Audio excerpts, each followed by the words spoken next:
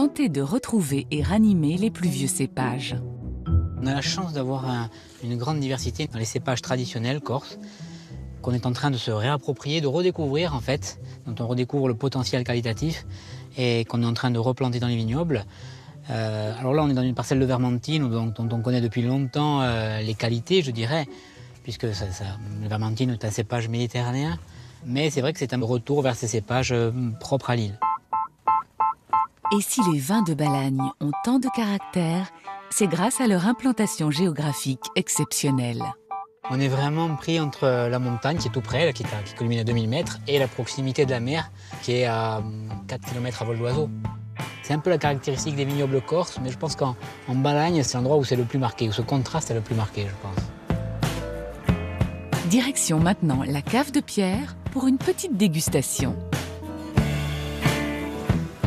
Donc, ça c'est un blanc, le blanc issu de la parcelle qu'on a vue tout à l'heure, Ouais. mais du millésime 2012, le précédent. D'accord. C'est un vin qui a donc 12 mois en fait, et qui est assez représentatif de ce qu'on peut faire sur les blancs corses, sur le type de sol que l'on a là-bas. La Corse est une terre difficile. C'est une terre faite de pentes, une terre très contrastée, avec des reliefs très marqués. Et on retrouve un peu tous ces aspects, même dans les produits. Souvent, ils sont très parlants, ils sont très forts. La charcuterie, les vins. C'est vrai. C'est vraiment des produits souvent qui ont beaucoup de goût. Voilà. À saouder. À adorer. La troisième étape de ce voyage se situe sur le littoral, au nord-ouest de Pigna.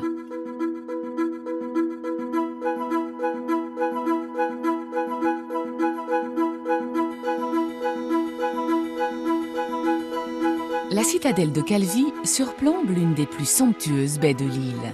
Capitale économique et touristique de la Balagne, elle est un site stratégique sur les routes commerciales entre l'Italie, la France et l'Afrique du Nord.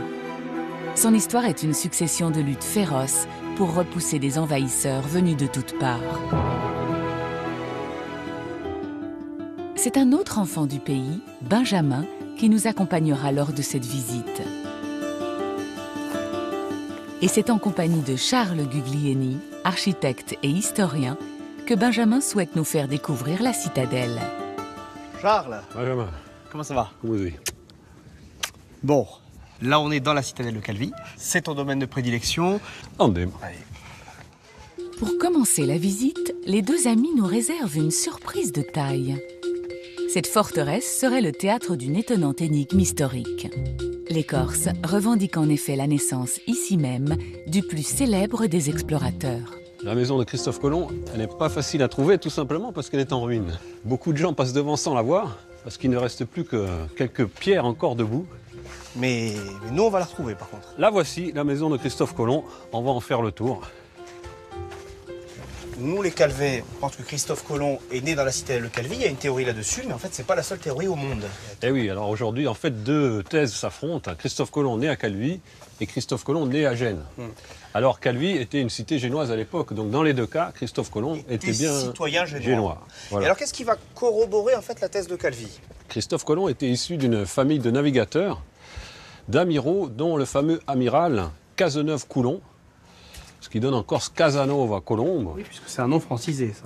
Oui, ce personnage était d'abord corsaire en Méditerranée, puis amiral du roi Louis XI, le roi de France de l'époque.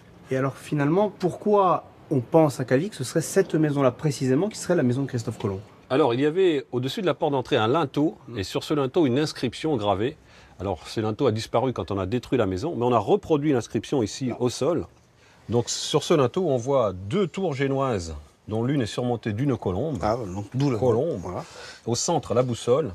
Et en haut à droite, une étoile qui brille, c'est l'étoile polaire sur laquelle se fixent les navigateurs. Donc des symboles de navigation. Et donc ce serait cet oncle amiral qui aurait formé finalement le jeune Christophe Colomb. Oui, Christophe Colomb a dit lui-même qu'il n'était pas le premier amiral de la famille.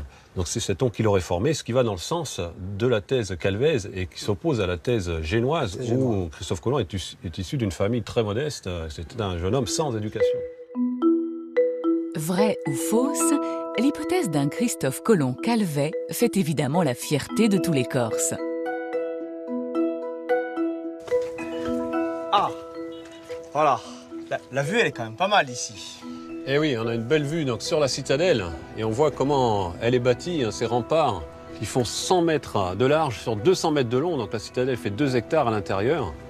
Étymologiquement, le mot de Calvi, d'où est-ce que ça vient? Alors Calvi, ça viendrait peut-être du Monte Calvo, donc c'est ce site naturel défensif qu'ont utilisé les Génois.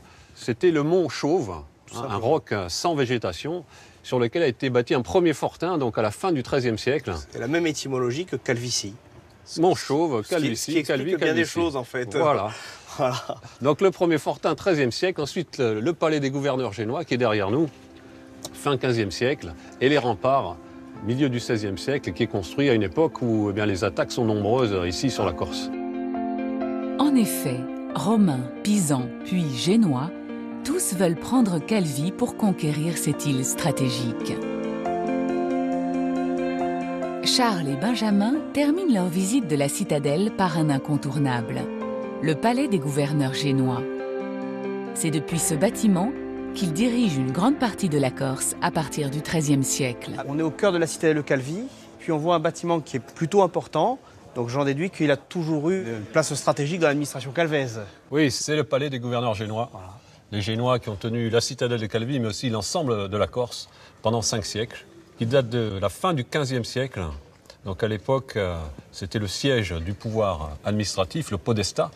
Donc en effet, c'était un bâtiment qui était quand même plutôt à vocation défensive et plutôt effrayant, en tout cas pour les populations. On voit même qu'il y a des meurtrières là-haut. Donc ici, c'était plutôt sérieux. C'était le pouvoir génois et les Corses n'avaient pas le droit d'entrer dans la citadelle de Calvi sans l'autorisation du podestat. À quelques kilomètres de là, au sud-ouest de Calvi, se trouve un lieu dont beaucoup de Corses ignorent l'existence, le delta du fleuve Fangou. 4 bras d'eau douce qui parcourent une plaine encastrée dans la montagne et bordée par la mer. C'est avec Anki que Benjamin va s'aventurer dans ce territoire hors du commun. Tu vas bien? La forme? Ça va. Bien. Alors là, on a un site qui est exceptionnel. J'imagine qu'on ne peut pas faire n'importe quoi ici. Est-ce que tu peux nous expliquer un peu les conditions? Alors là, on est sur une réserve assez sensible et c'est une réserve de biosphère, donc c'est l'UNESCO. On l'a fait visiter en canoë. C'est un moyen de transport un des plus écologiques. Pas de moteur. Voilà. Jamais. Surtout pas. Pas de bruit, pas de portable, pas de mégots. Surtout pas. Ni nourriture, ni téléphone portable. Uniquement appareil photo ou caméra vidéo, tout ce qui comporte un zoom. Alors il y a moyen de me faire monter sur le canoë? Allons-y. Alors on y va. Bon, c'est toi qui rames? C'est parti. Vas-y, installe-toi. Ah, ça va être très romantique, hein. Je vais me faire guider et tout.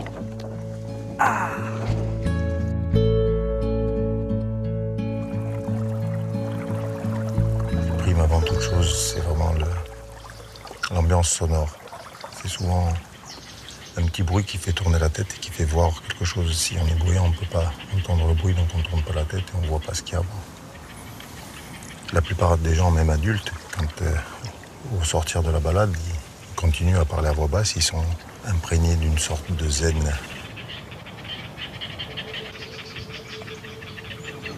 C'est vraiment magnifique. Et on se croirait quasiment en Amazonie ou en Guyane.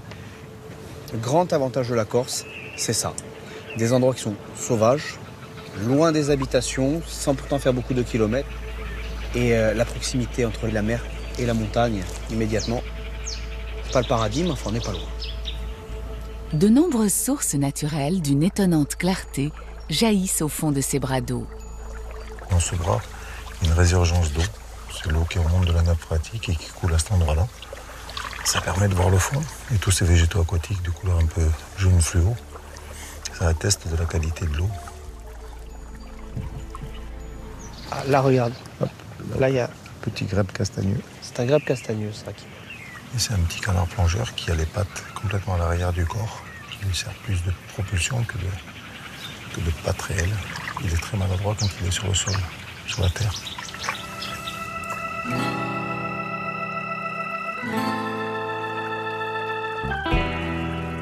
Ah là, c'est un endroit que j'aime bien parce qu'on est complètement sous la frondaison, sous les arbres. Et il y a déjà pas mal de tortues, là. Plus il fait chaud, plus il y en a. En gros, les tortues ont un besoin régulier de se réchauffer au soleil.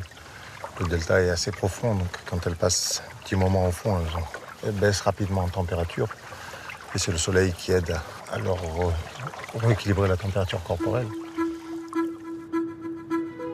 Pour Benjamin, le delta du Fangou résume à lui seul cette Corse qu'il aime tant, à la fois magnifique et sauvage. Une île que tout le monde croit connaître et qui pourtant cache encore des lieux inattendus. Autant de trésors qu'il faut avoir vus dans votre vie.